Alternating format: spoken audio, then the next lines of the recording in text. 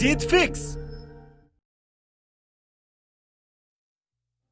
मैं एक बेटी हूं। लोग कहते कि मुझे तो घर का काम ही करना है। क्या करूंगी पढ़ के, रेगुलर कॉलेज जाके, कोचिंग ज्वाइन करके, लैपटॉप मंगा के। 2-4 साल बाद जब शादी हो जाएगी तो फिर पति कमा के देगा ना पैसे। और जिनका पति कमा रहा है उनके तो घर में एक ही काफी है कमाने वाला। लड़की क्या करेगी पैसे कमा के? पैसे तो हस्बैंड देगा ना, पापा देंगे, भाई देगा।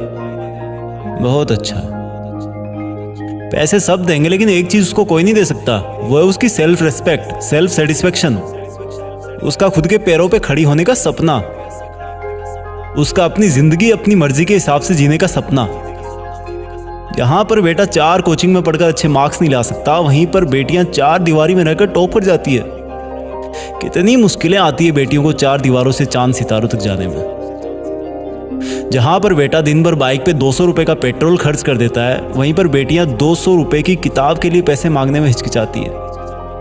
ये जो हम बेटियों को 1000, 500 या 200 रुपए देते हैं ना, कभी पूछना उनके दिल से कि कहीं उनको ये भीख तो नहीं लगती। और अगर उनको किसी और से छोटी छोटी बातों के लिए पैसे लेना अच्छा नहीं लगता तो प्लीज पढ़ने दो बेटियों को, पढ़ने दो बेटियों को।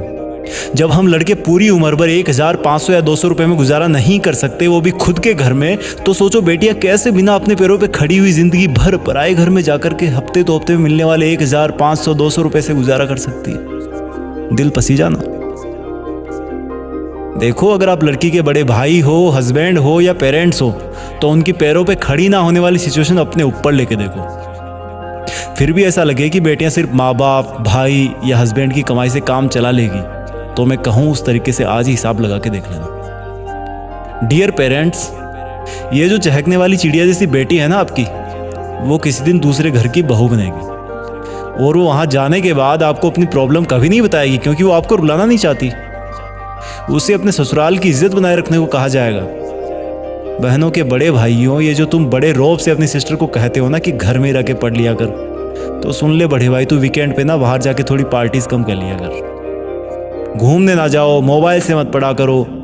इन सब की नसीहत देते रहते हो ना, वही सिस्टर किसी दिन एक परिवार की काम वाली बहू बनकर रह जाएगी। बेटियां कहने को तो 2 घरों की होती है, लेकिन असल में कभी कभी ना इधर की होती है ना उधर की। टाइम बदलता है। हर एक माँ कभी बेटी थी और बेटी ही किसी दिन माँ बनती है। और अगर कोई बेटी इस वक्त जीत फिक्स के इस वीडियो को देख रही है ना, या सुन रही है, तो सुनो बेटी, अगर तुम भी बेटी की माँ बनो किसी दिन, तो अपनी कहानी जरूर सुनाना उसको। शायद सब लोग बेटियों को बेटों के बराबर स्वीकारना शुरू कर दें।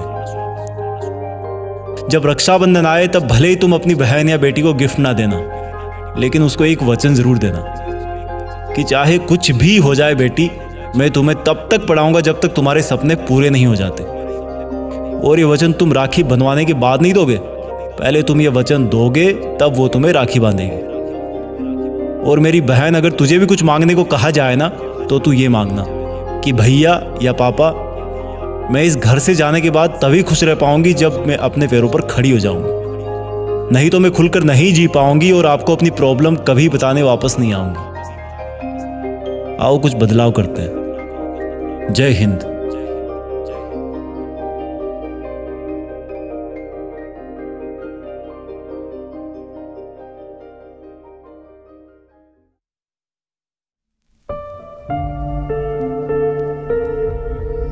जीत फिक्स।